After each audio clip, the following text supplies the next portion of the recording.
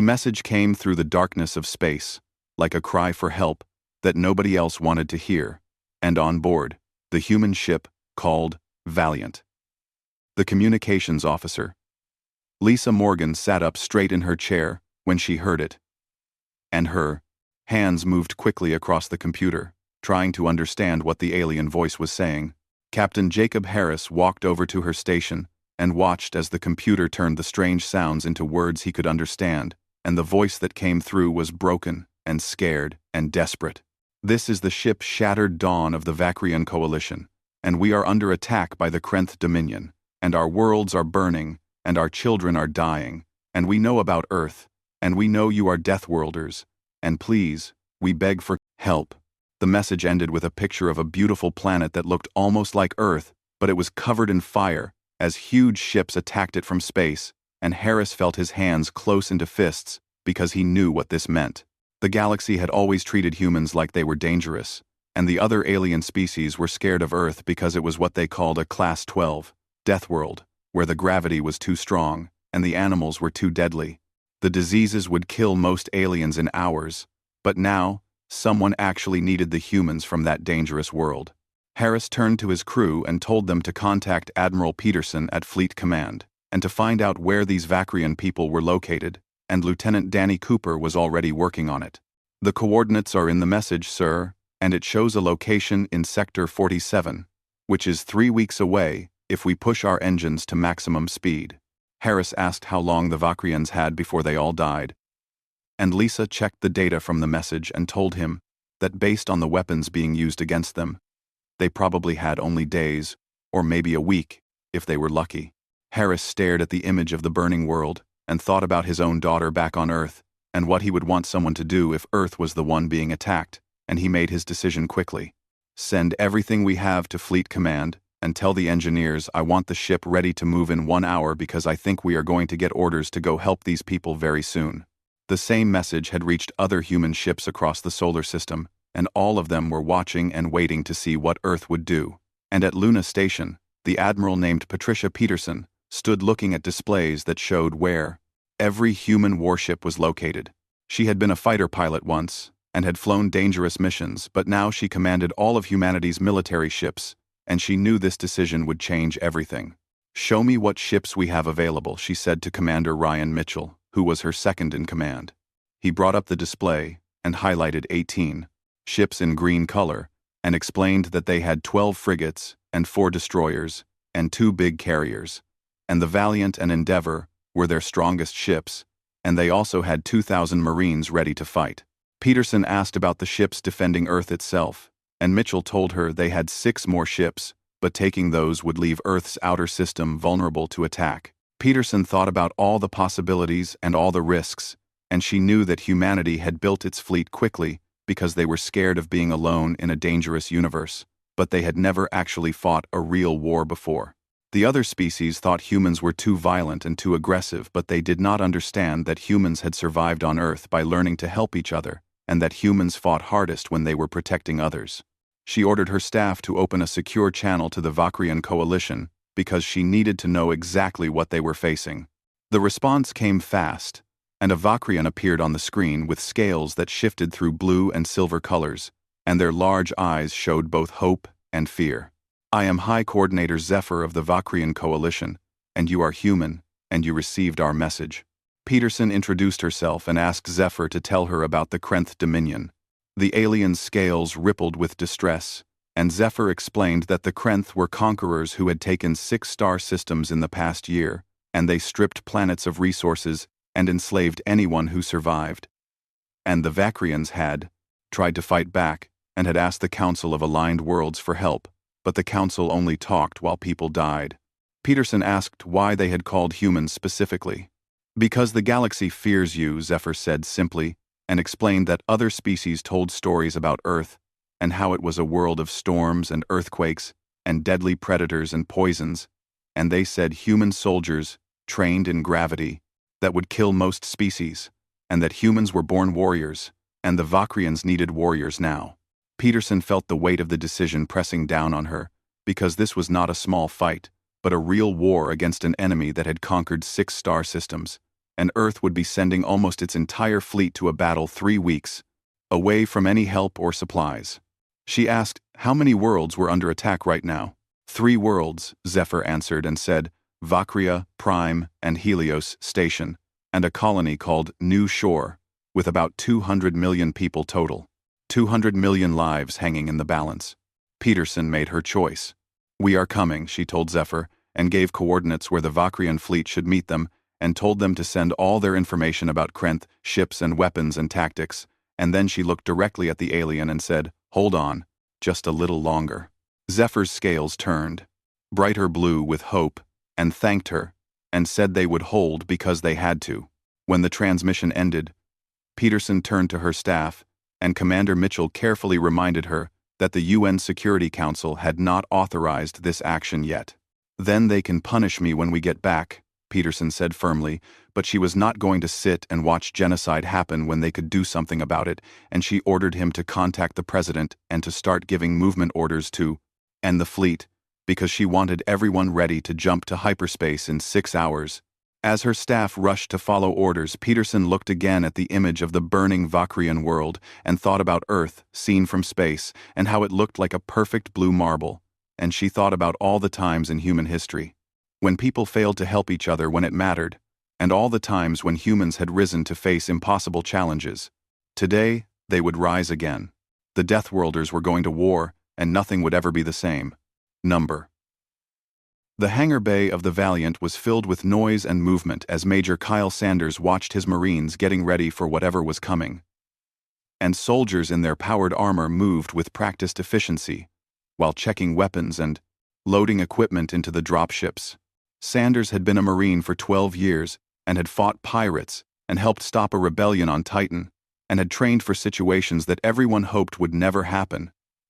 But now, standing here watching his people prepare for actual war, he felt the heavy responsibility settle onto his shoulders. Captain Harris walked up to him and asked if his people were ready for this. Sanders answered honestly and said they were as ready as they would ever be, and they had trained for every scenario the computers could create, but none of them had experience fighting against an enemy that was just as strong and dangerous as they were. Harris admitted that none of the humans had that experience, and explained that the Krenth had been fighting wars for decades, and they were experienced and ruthless, and had conquered 6 star systems, and the human fleet was going in blind, against an enemy that knew exactly what they were doing. Sanders watched Sergeant Amy Price directing her squad to load a heavy plasma cannon into a dropship, and he said that humans would have to learn fast, because that was what humans did best, and they either adapted or died. Harris repeated the words quietly and said he hoped it would not come to the dying part. Across the fleet, similar preparations were happening, and on the carrier ship Endeavour, the commander, Nicole Bryant, was reviewing tactical information with her fighter squadron leaders, and the Endeavour carried 60 small fast fighter ships that human engineers had designed after studying alien technology. Bryant explained that the Krenth used energy shields and plasma weapons almost exclusively, and their technology was proven and effective. But their fighter ships were slow and built for long patrols, rather than quick dogfights. Lieutenant Greg Palmer, who led Shadow Squadron, studied the enemy ship designs and asked about the human fighters. Bryant told him that human fighters were faster and more maneuverable and designed for close combat, and they sacrificed some firepower for speed and agility. But the question was whether that trade would work in actual battle. Palmer smiled grimly and said there was only one way to find out. Bryant nodded because she had been a test pilot before joining the fleet and had pushed experimental ships to their limits, and she understood that no amount of computer simulation could truly prepare them for real combat. She ordered flight checks every 6 hours during the journey and said she wanted every fighter in perfect condition when they arrived, and told the pilots to rest because they would need everyone at their best. Back on the Valiant, Lisa Morgan worked with the intelligence team to learn everything they could about the Krenth Dominion from the data that Coordinator Zephyr had sent them. During the first strategy meeting, she explained to the officers that the Krenth were systematic, and they would jump into a star system and establish control of orbital space within hours, and then begin bombing strategic targets on the Personation Send, the planet below. Starting with military bases, then industrial centers, then population areas, until the defenders surrendered. Commander Helen Ross asked how long that usually took. Lisa told her that based on Vakrian data, it took 3 to 7 days from the initial attack to complete surrender. And the Krenth were not trying to preserve the worlds they conquered, but were trying to break resistance as quickly as possible. Harris studied the tactical display showing Krenth fleet movements and asked about their numbers. Each assault fleet has 1 dreadnought-class vessel and 6 heavy cruisers and multiple smaller support ships, Lisa explained, and said the total combat strength per fleet was 15 to 20 vessels. A heavy silence fell over the room, because everyone understood the simple math, and the entire Earth fleet had 18 ships, and they were going up against an enemy that regularly deployed fleets of similar size backed by the resources of 6 conquered star systems. Ross said quietly that they were outgunned. Harris replied that they were always outgunned, and that was why they had to be smarter, and he asked Lisa if there were any weaknesses in Krenth tactics they could exploit. Lisa showed them battle recordings from previous Krenth conquests, and pointed out that the Krenth were methodical but predictable, and they used standard formations and standard approach vectors, and relied on overwhelming firepower rather than tactical innovation, and their command structure was rigid, with orders flowing from the dreadnought to other vessels with minimal independent decision-making. Danny Cooper started to say that if they took out the dreadnought, then the rest of the fleet would lose coordination. Harris finished the thought and said it was not a bad starting point, but they would have to get through 6 heavy cruisers to reach the dreadnought. Sanders leaned forward and studied the Krenth formation and asked, what if they did not go through the enemy ships, but went around them instead? Harris told him to explain his thinking. Sanders said that every battle recording showed the same thing, and the Krenth established a defensive perimeter and dared their enemies to break through it, and they were used to fighting species that tried to match them ship for ship, but humans did not fight fair, and humans fought to win. A slow smile spread across Harris's face, and he said, Sanders was thinking about asymmetric warfare. Sanders said he was thinking they should use every advantage they had, including speed and maneuverability and unpredictability, and they should not try to beat the Krenth at their own game, but should change the game entirely. Over the next 3 days, as the fleet traveled through hyperspace toward Vakrian space, the tactical team worked constantly, developing strategies, and Admiral Peterson held daily meetings coordinating the movements of all 18 ships, beginning to create a battle plan. The president had given his authorization, though he had expressed serious concerns about committing so much of Earth's defense to a foreign war, and the UN Security Council was divided as always, but the military authorization had gone through. Humanity was committed now, and there was no turning back. On the 7th day of the journey, a new message arrived from the Vakrian coalition, and Lisa played it for Captain Harris in private. Coordinator Zephyr appeared, but the change was shocking because their scales had dulled to a muddy gray, and there were visible injuries on their face and arms. Vakria Prime has fallen, Zephyr said, and explained that the Krenth bombardment had broken their final defensive grid 3 hours ago, and they had begun evacuating civilians. But there was not enough time. The view shifted to show thousands of Vakrians crowding into transport ships with children crying, and parents trying to maintain order in the face of approaching death. Helios Station still holds, and new shore fights on Zephyr continued, but we are losing.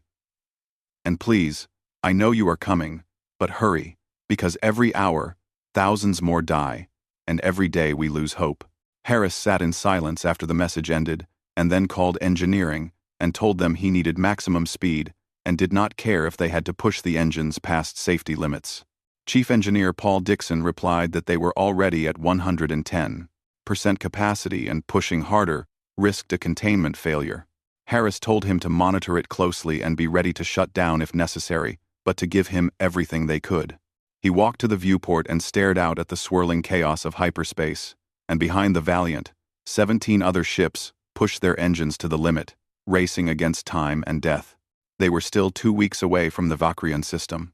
On the Endeavour, Nicole Bryant gathered her pilots and told them without preamble that Vakria Prime had fallen with millions dead and millions more homeless and fleeing, and the enemy they were going to face had done this 6 times before, and they were experienced and ruthless, and would not hesitate to kill every human if they got the chance.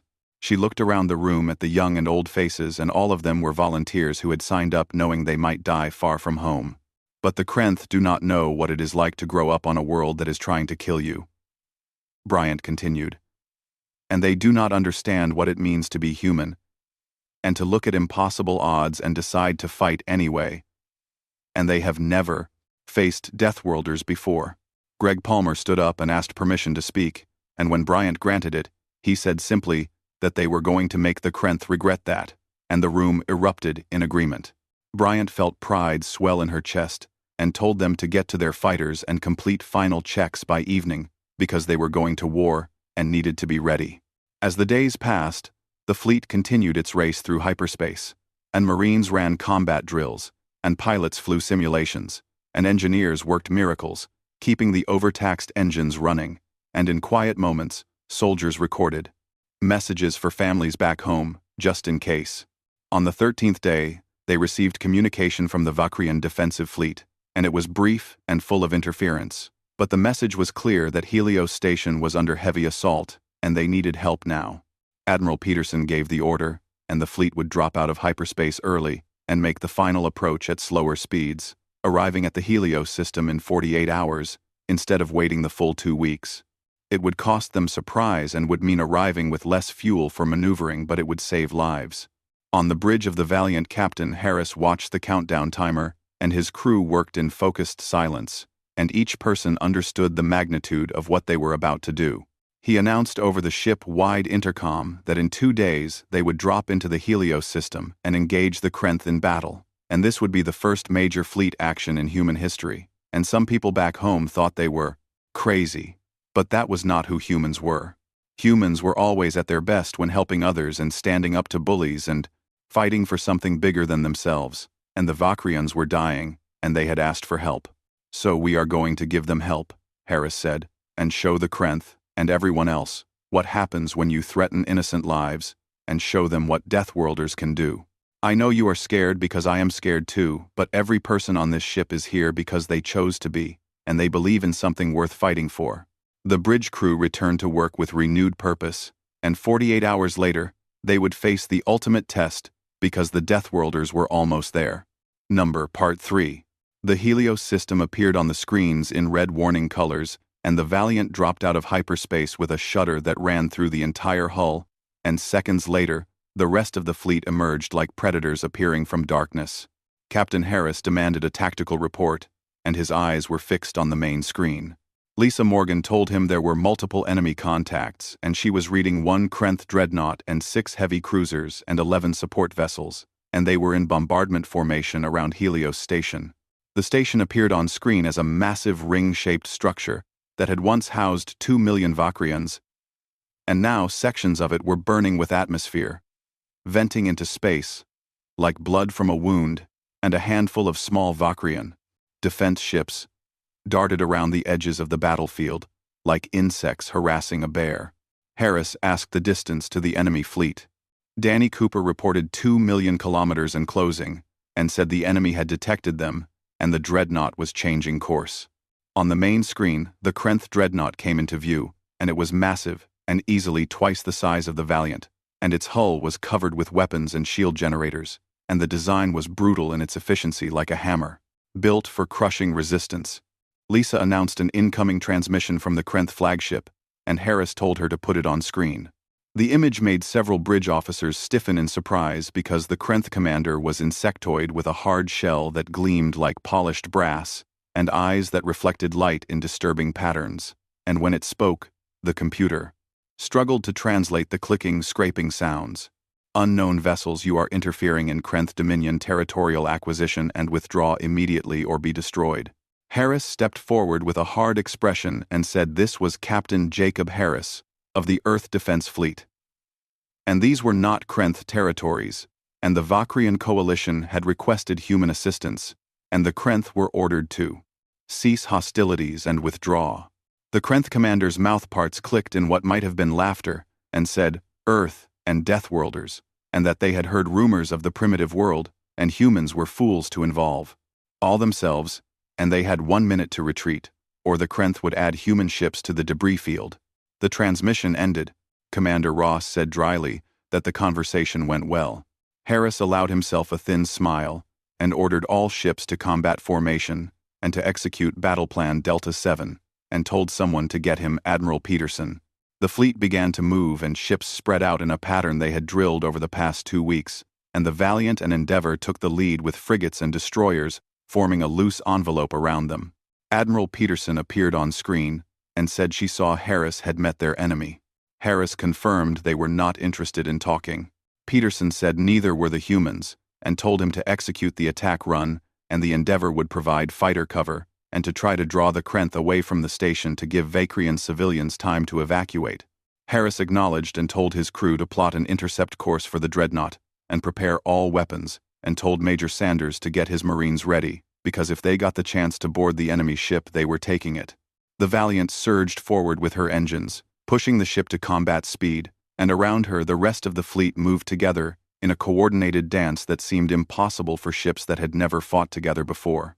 The Krenth fleet responded immediately, and the dreadnought began launching fighters, and small dart-shaped craft swarmed out like angry hornets, and the heavy cruisers adjusted formation, creating overlapping fields of fire.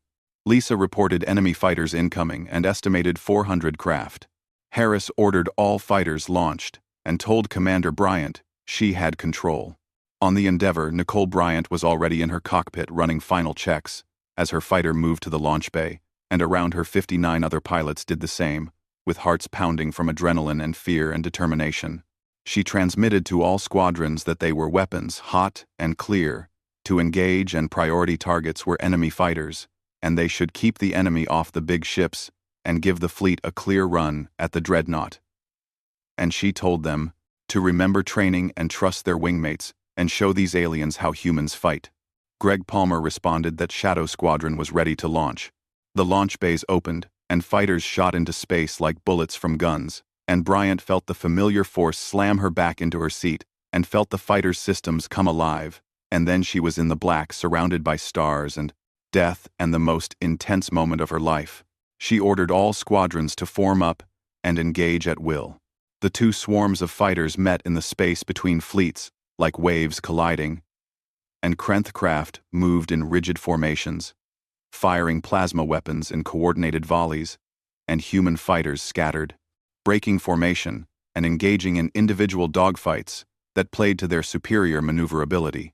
Bryant locked onto a Krenth fighter and fired, and her railgun spit magnetically accelerated projectiles at extreme speed, and the enemy's shields flared and collapsed, and the fighter came apart in a silent explosion. She reported 1 kill and was already looking for her next target. All around her, the battle exploded into chaos, and Greg Palmer led Shadow Squadron in a slashing attack through a Krenth formation, breaking their line and scattering them. And Gold Squadron engaged in a running fight with enemy interceptors, and the two forces wheeled and dove in the three-dimensional battlefield of space. But the humans were outnumbered 4-1, and the Krenth pilots were experienced warriors, and for every enemy fighter destroyed, 2 more took its place. A strained voice came over comms saying this was Shadow 3, and he had 4 enemies on his tail and could not shake them. Palmer ordered Shadow 2 and Shadow 4 to assist, and said he was coming around. Bryant watched on her tactical display as the drama played out.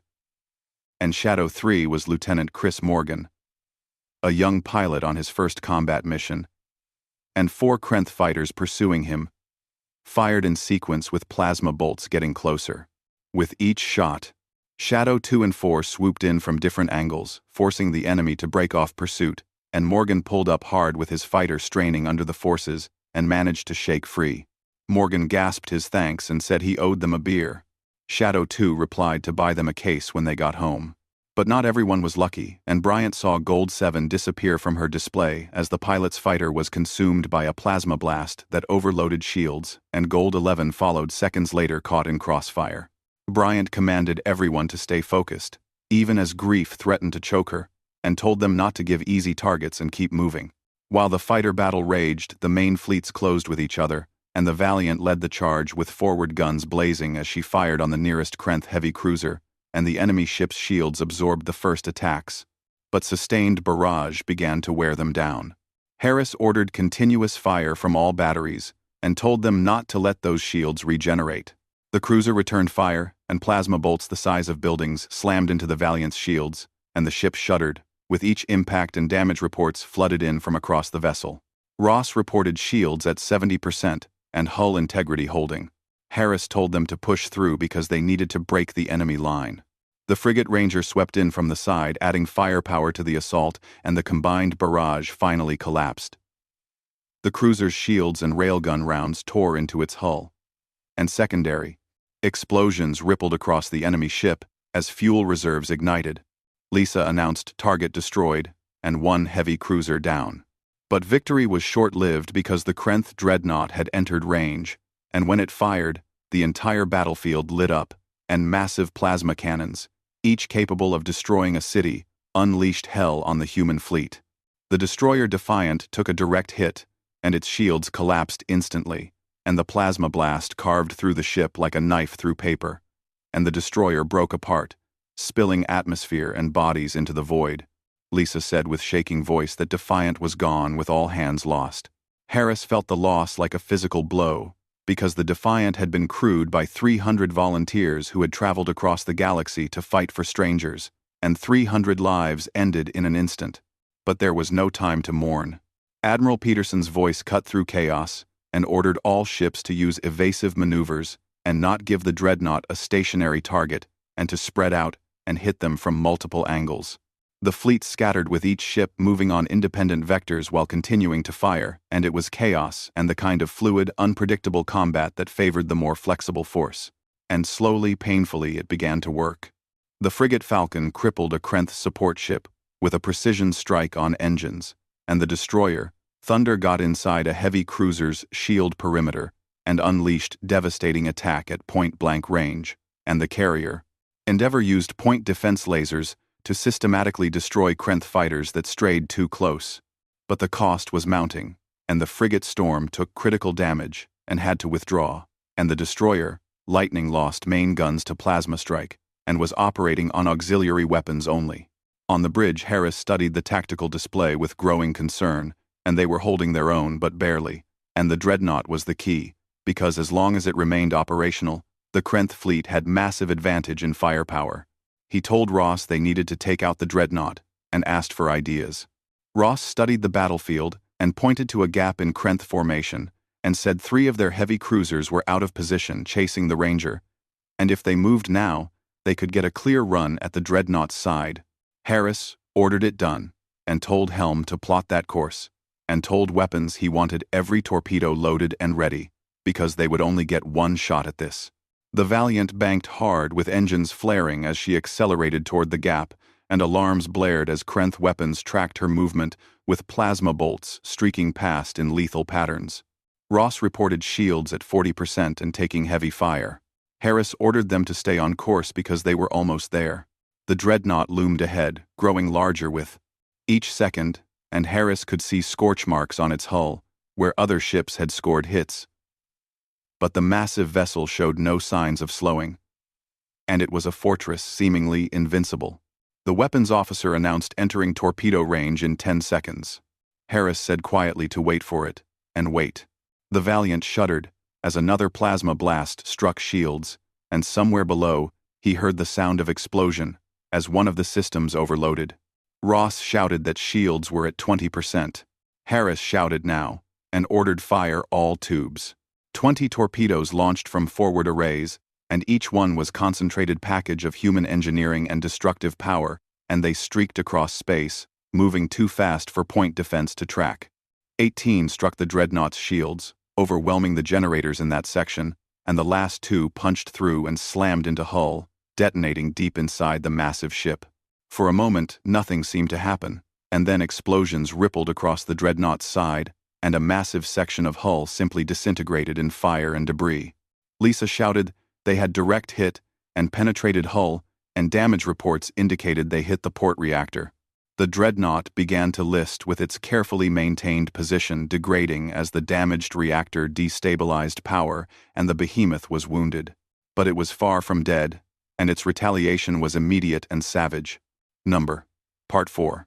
Despite the damage to its reactor, the Krenth dreadnought brought its remaining weapons to bear on the Valiant, with focused fury and plasma bolts, the size of small ships hammered into the human flagship's shields. Commander Ross called out that shields were failing, and they needed to get out of there. Harris ordered evasive pattern Delta and told Helm to get them clear. But before the helmsman could act, a plasma blast struck the Valiant's side at an angle. The weakened shields could not deflect, and the impact tore through 2 decks, venting atmosphere, and killing 17 crew members instantly. Lisa reported hull breach on decks 7 and 8, and emergency bulkheads were sealing, but they had lost starboard maneuvering thrusters. Harris gripped his command chair as the ship listed to one side, and damage control teams were already moving. But the Valiant was hurt badly, and they needed support. It came from an unexpected direction. Lisa announced she was reading hyperspace signatures, and multiple contacts emerging, and it was the Vakrian fleet, or what was left of it. On the main screen, a dozen Vakrian warships dropped into normal space, with hulls scarred from previous battles, but weapons ready. And they moved with desperate courage as they dove into the fight. Lisa said they were receiving transmission from the Vakrian flagship. Coordinator Zephyr appeared on screen with scales now showing bright patterns of determination, and said they could not stand by while humans fought for them, and the evacuation of Helios Station was nearly complete, and they would fight now to protect their saviors. Harris told Zephyr that their ships were damaged, and they did not have to do this. Zephyr replied simply that yes, they did, and besides, they knew this enemy, and knew their tactics, and asked to help.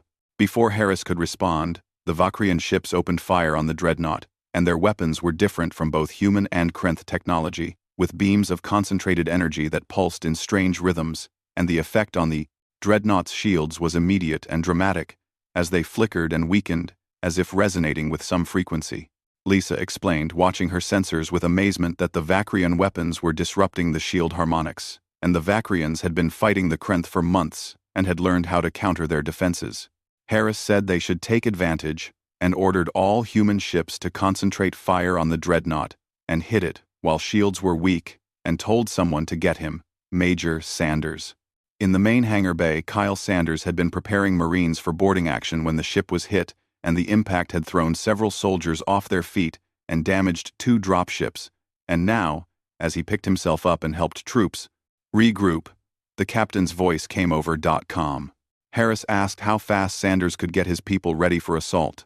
Sanders looked around at Marines, checking weapons and loading into remaining dropships with practiced efficiency despite chaos, and told Harris 5 minutes, and asked what the target was. The Krenth dreadnought, Harris replied, and explained the Vakrians were weakening its shields, and if they could get Sanders aboard, he wanted him to find their reactor control and finish what the torpedoes started. It was insane, and a boarding action against a ship that size in the middle of fleet battle with the enemy fully alerted violated every principle of tactical sense. Sanders grinned and said Marines specialized in insane, and they would be ready in 3 minutes. Harris said, "Good man," and ended transmission. Sanders turned to his troops and told them to listen up because they were going aboard that dreadnought, and their job was simple, to get to engineering and blow the reactor, and the ship would be crawling with Krenth, so expect heavy resistance and watch sectors and watch buddies, and remember training. Sergeant Amy Price stepped forward with powered armor gleaming under hangar lights and asked what they actually knew about Krenth soldiers. Sanders admitted not much and said intelligence reported they were strong and tough and aggressive, but humans were too, and they had one advantage the Krenth did not. Corporal Ben Williams asked what that was. Sanders said they were from Earth and they were Deathworlders, and their normal was the Krenth nightmare, so they should go show them what that meant. The Marines cheered and loaded into 3 remaining dropships, and Sanders took position in lead ship, running through equipment checks, and his armor systems showed green, and rifle was loaded with armor-piercing rounds, and combat knife was sharp enough to cut through Krenth shell. He was as ready as he would ever be. Flight control cleared dropships Alpha Bravo and Charlie for launch, and wished them good hunting. The dropships shot out of hangar into battle, and Sanders watched through cockpit viewport as human and Vakrian ships continued to pound the dreadnought, and the massive vessel was still fighting and still firing, but movements had become sluggish, and damage was accumulating. The pilot announced 90 seconds to target, and flak was heavy, and they were going evasive. The dropship moved through space, dodging plasma bolts and debris from destroyed fighters, and Sanders saw dropship Charlie take hit, and spin out of control, with emergency thrusters firing as it tried to stabilize. The pilot reported Charlie was hit but intact and they were still with them. Ahead, the dreadnought grew to fill entire viewport, and Sanders could see damage from torpedo strike as massive wound in ship's side that still vented atmosphere and burning gases. Sanders said that was their entry point and told pilot to take them in. The dropships dove toward the breach, with point defense systems firing constantly to clear debris and incoming fire. And at last moment, pilots fired reverse thrusters, and ships slammed into torn metal of dreadnought hull. With jarring impacts, the pilot shouted they were down, and hatches opening in 3, 2, 1. Sanders was first out with boots mag, locking to deck as he emerged into nightmare of twisted metal and emergency lighting, and interior of Krenth's ship was hot, with atmosphere thick with smoke and acrid smell of burning insulation. Behind him, the rest of Marines deployed, forming defensive perimeter around dropships, and in total 60 Marines had made it aboard, and 60 humans against ship crewed by thousands of Krenth. Sanders ordered Alpha Team to take point, and Bravo to cover rear, and Charlie to come with him because they were heading for engineering. They moved through ship like ghosts, using hand signals and neural links to communicate silently. And interior architecture was alien and disorienting, with corridors branching at odd angles and rooms whose purposes were unclear. But they had one advantage, because damage from torpedo strike had knocked out sections of internal sensors, and the Krenth did not know exactly where humans were. That advantage lasted approximately 3 minutes. They rounded corner and came face to face with Krenth patrol, and the aliens were even more disturbing in person than on screen, with 2 meters tall, covered in hard armor, with multiple limbs ending in vicious claws, and they carried weapons that looked like organic growths from their arms. For a split second, both groups froze in surprise, and then training kicked in on both sides. The Marines opened fire with armor-piercing rounds punching through Krenth shells with lethal efficiency, and aliens returned fire with weapons that shot crystalline shards that shattered on impact, sending deadly fragments in all directions. Sanders shouted contact front even as he put 3 rounds through nearest Krenth center mass. And the alien staggered, but kept coming with alien body, allowing it to fight despite wounds that would have killed human. Amy Price stepped up with heavy plasma cutter, meant for breaching doors, but just as effective against Krenth warriors, and the superheated plasma stream cut through wounded alien, finally dropping it. The firefight lasted less than 30 seconds, and when it was over 6, Krenth lay dead or dying, and Marines had taken casualties too, with Private Martinez having shard embedded in shoulder and Corporal Williams having gash across helmet, where another shard nearly penetrated. Sanders ordered them patched up and told everyone to keep moving because whole ship knew they were there now, and they needed to reach engineering before Krenth could organize proper defense. They pushed deeper into ship fighting through increasingly organized resistance, and Krenth were adapting by setting up defensive positions and trying to channel Marines into kill zones, but Sanders' troops were adaptable too, using breaching charges to blow through walls when corridors were blocked, and taking alternate routes through maintenance shafts, and generally refusing to play by enemy rules. Back in space, the main battle continued, and Nicole Bryant and surviving fighters were still engaged in desperate dogfight against Krenth interceptors, and she had lost track of how many enemy fighters she had destroyed, and how many times she had narrowly avoided being shot down, and time had ceased to have meaning, reduced to series of immediate moments of lock, target, fire, evade, repeat. Gold Lead called with strained voice, saying they were down to 6 birds and almost out of ammunition. Bryant checked her own ammo counter and swore because she was running low too, and most human fighters were, and they had been in continuous combat for nearly an hour, far longer than systems were designed to sustain. She ordered all squadrons to begin rotating back to Endeavor for rearm and refuel, and they would do it in shifts, and Shadow and Gold were up first. Greg Palmer responded negative, saying he still had targets. Bryant said it was an order, and told Shadow Lead to get back because they needed him for long haul. Reluctantly, Palmer acknowledged and led remnants of Shadow and Gold back toward Carrier, and Bryant covered their retreat with her fighter weaving through battlefield as she engaged any Krenth craft that tried to pursue. She was so focused on dogfight that she almost missed the change. She transmitted to all fighters that Dreadnought was venting atmosphere from multiple locations, and she thought Marines were doing damage, and they should give covering fire. Human fighters regrouped and began strafing, runs on Dreadnought hull targeting weapons and sensors. And it was dangerous work, flying that close to ship that size. But it drew Krenth's attention away from Marines fighting inside. Deep in bowels of Dreadnought, Sanders and team finally reached engineering, and reactor chamber was massive space, 3 stories tall, filled with incomprehensible alien technology that pulsed with barely contained energy. And it was heavily defended. Amy Price peered around corner and reported estimated 30 to 40 Krenth in there, plus what looked like automated defense systems. Sanders considered options, because they were down to 43 Marines, having lost 17 in fighting through ship. And they were low on ammunition, and exhausted, and facing entrenched enemy force. In other words, typical Tuesday for Marines. He ordered breaching charges on main doors, and smoke grenades first. Then they go in fast and hard, and told Price to take squad left, and Williams to take squad right. And he would push straight up middle to reactor controls and asked for questions. There were none because these were professionals who knew their jobs. Sanders said, "Then let us finish this for the Defiant, and for every person those aliens had killed, and let us make it count." They set charges and backed off and detonated them, and doors blew inward with deafening roar, and smoke grenades followed immediately, and Marines charged into chaos firing as they ran. Krenth defenders opened up with everything they had, but smoke obscured.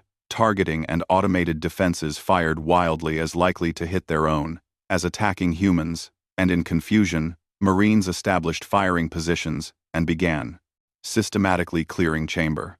It was brutal, close-quarters combat at worst, and Sanders saw Price take down 3 Krenth with plasma cutter before 4th caught her from behind, and he shot that one. But Price was down with armor, medical systems already trying to stabilize her.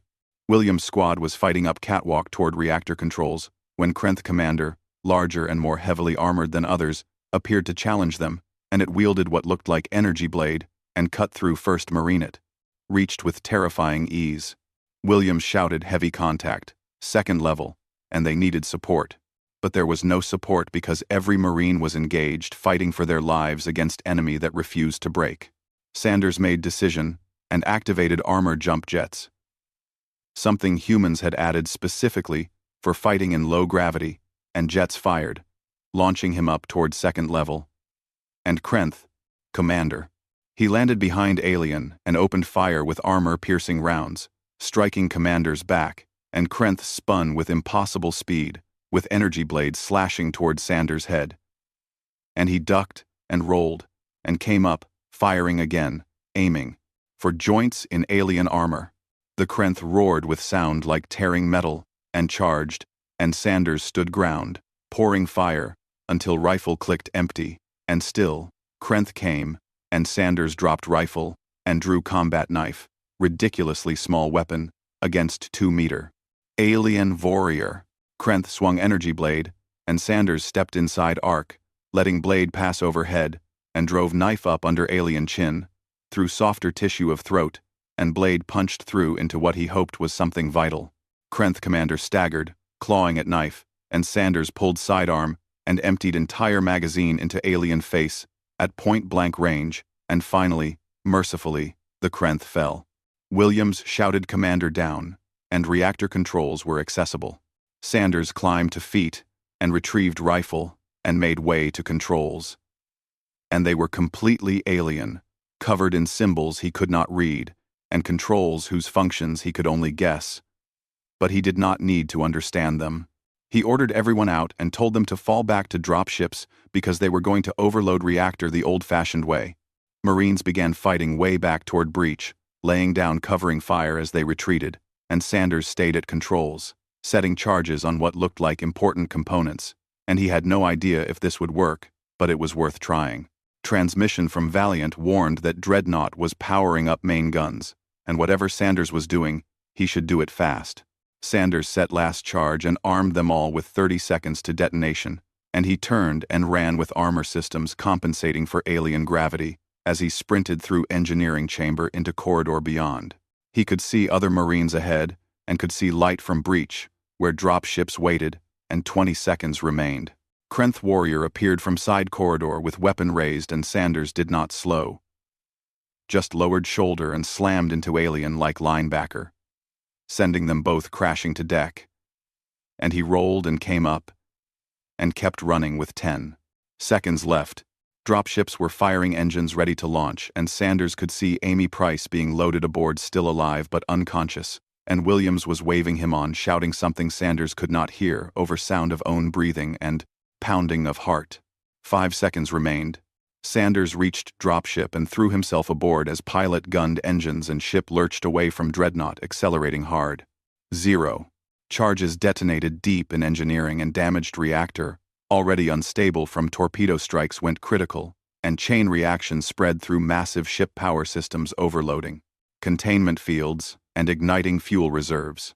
The Krenth dreadnought came apart from inside, torn to pieces by explosions that lit battlefield like newborn star. On Valiant Bridge, Captain Harris watched in awe as massive enemy ship died, and said they did it, and those crazy Marines actually did it. But there was no time to celebrate, because rest of Krenth fleet was still fighting and still dangerous. Lisa said urgently that other Krenth ships were breaking formation and they were retreating. It was true, because with flagship destroyed and command structure shattered remaining, Krenth vessels were turning away from battle, with engines flaring as they accelerated towards system edge and safety of hyperspace. Admiral Peterson ordered all ships to pursue and harass, but not overextend, and let them go because they had won this battle and should not lose it by getting reckless. Across fleet, exhausted crews cheered because they had done it, and against impossible odds, outgunned and outnumbered, the Deathworlders and Vakrian allies had won. But the cost had been high. Number. Part 5. The battle was over, but work was just beginning, and in hours following Krenth retreat, the human and Vakrian fleets regrouped around Helios Station, taking stock of damage and beginning grim process of counting dead. The human fleet had paid dearly for victory and destroyer. Defiant was gone, with all hands lost, and frigate Storm had been so badly damaged that crew had to abandon ship, watching from escape pods as their vessel broke apart, and destroyer. Lightning and 2 other frigates were barely functional, limping back to fleet on emergency power. In total, humanity had lost 843 volunteers who had traveled across galaxy to fight for strangers and would never see Earth again. Captain Jacob Harris stood in Valiant's morgue, looking at rows of body bags containing 17 crew members who died when Dreadnought plasma blast breached hull. And he knew most of their names, and had served with some for years. And now they were gone, and he had to find way to tell families why their sacrifice mattered. Commander Ross stood in doorway with her own face showing strain of past day, and told Harris that Admiral Peterson wanted to see him because Vakrian coordinator was coming aboard. Harris nodded and followed her through ship, and as they walked, they passed damage control teams, still working to repair systems, and medical personnel, tending wounded and exhausted crew members, grabbing sleep wherever they could find it, and Valiant had taken beating, but she had held together, and they had all held together. In Command Center, Admiral Peterson was waiting along with several other captains, connected via holographic link, and Coordinator Zephyr appeared moment later with scales showing patterns Harris had learned, meant profound gratitude mixed with grief. Zephyr began by saying they did not have words sufficient to express thanks, and humans came when no one else would, and fought when others only debated and bled for Vakrians. Peterson replied quietly that they did what anyone should do and what was right. Zephyr said, "Perhaps, but galaxy was vast, and right action was rarer than it should be. And Council of Aligned Worlds sent appreciation, but their ships remained in harbors, and weapons remained silent, and only humanity answered the call." Harris stepped forward and asked Zephyr about situation with other worlds like New Shore and Vakria Prime. Zephyr's scales dimmed and said, New Shore held, though they were hard-pressed, and Vakria Prime had fallen, and Krenth occupied their homeworld now. But evacuation at Helios Station was complete, and 2 million souls saved because humans bought them time. 2 million saved and 843 lost. And Harris tried to do math and tried to make it balance, but equation felt wrong and incomplete. Because how do you weigh lives against lives? And how do you determine if cost was worth paying? Peterson asked what Vakrians would do now. Zephyr said with quiet determination that they would regroup and rebuild what they could and continue to fight. And Krenth may have taken homeworld but had not broken their spirit, and they had learned something important today, that they were not alone, and Deathworlders stood with them. A new voice interrupted, and another holographic image appeared, showing alien Harris did not recognize, like an upright otter with sleek fur and intelligent eyes. And it said, "I am Ambassador Talvin of Realan Federation, and we have been observing this battle from edge of system." Harris said flatly that they were observing, not helping. Talvin admitted without shame that correct, they were not helping, and Realan Federation preferred diplomacy to warfare, but they were not blind to courage, and human actions today would be reported to Council of Aligned Worlds, and debate about Krenth Dominion could not continue in face of such clear evidence of aggression. Peterson said coldly that debates did not stop plasma bombardments, and action did, and where was Council when Vakria Prime burned? Talvin replied that they were arguing about jurisdictions and protocols, and admitted Peterson was right to be angry. But perhaps today's battle would change things, and Galaxy now knew humanity would fight for justice even at great cost. And that example may inspire others. Peterson said she hoped so, because humans could not be everywhere at once, and there were too many bullies in Galaxy for one fleet to handle. After meeting ended, Harris made way to Hangar Bay, where dropships had returned, and he found Major Kyle Sanders in Medical Bay, standing watch over Marines who had been wounded in boarding action. Sergeant Amy Price was conscious now, with torso wrapped in bandages where Krenth Warrior had struck her from behind, and she managed weak smile when she saw Harris approach. She asked if they got them. Harris told her yes, and Dreadnought was destroyed, and Krenth were in full retreat. Price closed eyes for a moment, then opened them again, and asked how many Marines were lost. Sanders answered before Harris could, and said 17 Marines did not make it back, but 43 did, because of what they accomplished. Price nodded, slowly processing information, and said they were good people and deserved to make it home. Harris agreed and said they all did, and they would make sure families knew what Marines died for, and that they saved 2 million people they had never met, and stood between innocent and those who would harm them. He stayed with wounded Marines for another hour, talking with those who could speak, and sitting in quiet vigil with those who could not, and these were his people, and humanity's finest, and they proved today that rest of Galaxy had been right to fear Deathworlders, though perhaps not for reasons they expected. Humans were not dangerous because they were violent, but because they cared, and would fight with everything they had for what they believed in. 3 days later, human fleet prepared to depart Helios Station, and repairs had been made where possible, and damaged ships were ready for journey home, though some would need extensive work in Earth orbital shipyards. Harris stood on Valiant Bridge one last time before departure, watching through viewscreen as Vakrian ships moved around, station beginning process of reconstruction, and Coordinator Zephyr had asked them to stay and help defend remaining Vakrian worlds, but Admiral Peterson had declined. Fleet needed to return to Earth to refit and resupply, and more importantly, the men and women who fought here deserved to go home and see families, and begin processing trauma of what they experienced. But they would return, and Peterson had made that clear in final message to Zephyr. And humanity would not abandon Vakrians, and they would send aid and supplies, and when fleet was ready, they would come back to finish what they started. Lisa Morgan reported they were receiving general transmission from station being broadcast on all frequencies, and told Harris to put it on screen. Thousands of Vakrian faces appeared, showing civilians who had been evacuated from station before battle, and now watching from refugee ships, as human fleet prepared to leave. And as one, they raised hands in what Harris had learned was the gesture of profound respect and gratitude. Zephyr's voice came over transmission saying, "People of Earth, you came to us as strangers, and you leave as saviors and friends, and Vakrian people will never forget what you have done, and when you return, you will find place of honor, waiting. And until then, May your stars shine brightly, and may journey home be swift. Harris felt unexpected lump in throat and looked around bridge and saw similar emotions on crew faces, and they had come here to fight, and they won. But they had also forged something new, which was bond between two species, and between Deathworlders and those who needed them.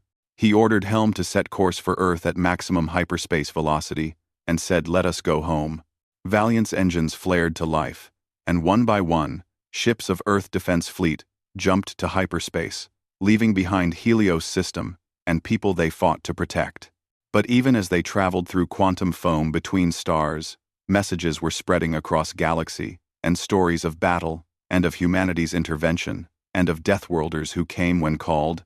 On dozens of worlds, oppressed peoples heard those stories and felt something they had not felt in long time, which was hope.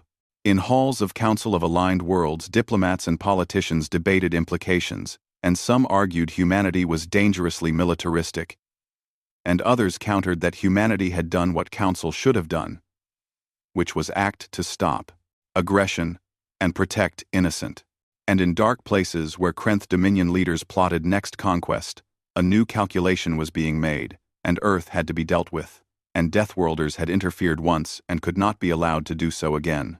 But all of that was in future, and for now aboard ships of human fleet, exhausted sailors and marines slept and recovered and mourned their fallen, and they had gone to war and survived and faced unknown and prevailed. They were Deathworlders, and Galaxy would never look at them or at humanity same way again.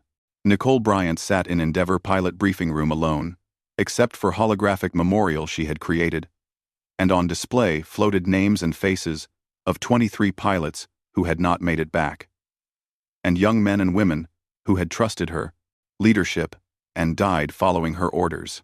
She knew intellectually that she had done everything right, and her tactics had been sound, and pilots had been well trained, and sometimes in war, people died despite everything you did to prevent it. But knowing that did not make it hurt any less.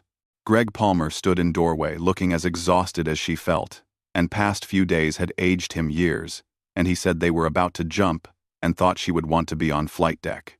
Bryant thanked him and stood taking one last look at Memorial and said she would be right there. Palmer hesitated and said for what it was worth, the pilots knew what they were signing up for, and they all did, and they made difference and saved 2 million people. Bryant said quietly that she knew and just wished it had not cost so much. Palmer agreed and said, "Yeah, me too." They walked to flight deck together where surviving pilots were conducting final checks on fighters, and birds were battered and scorched from plasma fire and pitted from debris impacts. But they were ready to fly again when called upon, just like their pilots. As Endeavour jumped to hyperspace, carrying crew home toward Earth, Bryant made herself promise, and they would train harder and develop better tactics and honor fallen by making sure when humanity next went to war, they would be even more prepared, because there would be next time, and she was certain of that now. Galaxy was a dangerous place, full of predators and oppressors, but it also had something it had not had before, which was Deathworlders willing to fight for justice. And next time someone called for help, human fleet would be ready to respond in force. Journey home took 3 weeks, and during that time, Admiral Peterson composed report to Earth, Military Command and UN Security Council, and she detailed every aspect of battle, holding nothing back about casualties and costs. But she also included something else, which was recommendations for expanding fleet and establishing permanent outposts in Allied territory and creating rapid response force that could move quickly to crisis points across Galaxy. Humanity had announced itself as force for good in Galaxy, and now they needed to live up to that announcement. When fleet finally dropped out of hyperspace in Earth's solar system, they were met by reception, fleet, and news drones, broadcasting images of returning ships to entire planet, and battle at Helios Station had made headlines across Earth, and returning crews were being hailed as heroes. Harris watched from Valiant Bridge as Earth grew larger on view screen, and that familiar blue marble was home to everything humanity had ever known. And they had traveled so far and fought so hard, and now they were home. Lisa reported communications was being flooded with messages from Earth, including news organizations wanting interviews and families waiting to reunite and schools asking if crew could speak to students, and they were planning parade. Harris shook head in wonder and said a parade for doing right thing. Ross corrected gently and said, for being heroes whether they felt like it or not. Perhaps she was right, and Harris thought about Vakrians they saved, and Krenth they defeated, and message they sent to Galaxy, and they proved humanity, despite all flaws and failures, could still choose to stand up for vulnerable. That was worth celebrating.